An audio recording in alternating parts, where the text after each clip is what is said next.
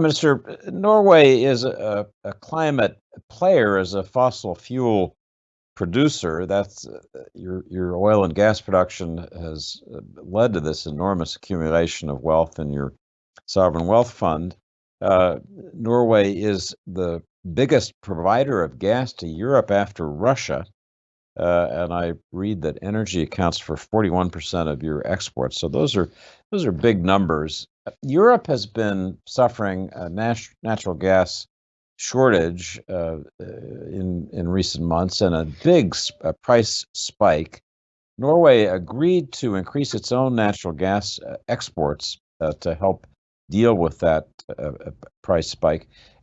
The obvious question is whether you're going in two directions at once, whether you're committing to reduce fossil fuel production over time, deal with the climate crisis, even as in the short run you're increasing your own because of this short-term spike. And people would ask, isn't it time to resolve that conflict with a more consistent policy? Well, let me explain. I believe the policy is consistent. We are seeing the end of the fossil area in the modern economy, clearly. So, oil and gas production in Norway, if you look ahead, it will go down. And for what reason? For the reason that demand for renewable energy resources will come up. And Norway intends to play a part in that transition because we have, thanks to our experience in oil and gas and industry, we have skills knowing how to develop ocean wind. Floating ocean wind, the most modern technology of creating electricity without any emissions.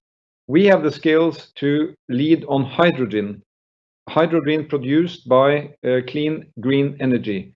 And we have the skills which we have developed over the years to capture and store CO2. I see no account of reaching the Paris Agreement goal without capturing and storing CO2. We know how to do that. We have done it for 20 years.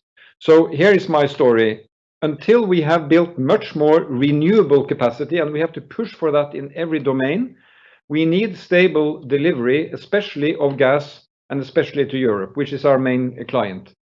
On that pathway, we expect that the oil and gas sector will cut its emissions on the Norwegian shelf by 50% by 2030. But more important is succeeding this carbon and capture of CO2, because if we succeed in doing that, and I believe we will, we can use gas as a source for producing hydrogen, and Europe can use gas as a transition energy source on its way to stable and high-level renewable energy production. Now Europe is suffering a price hike, as you said, because there is less wind than expected, and because wind and solar energy has not yet been properly developed.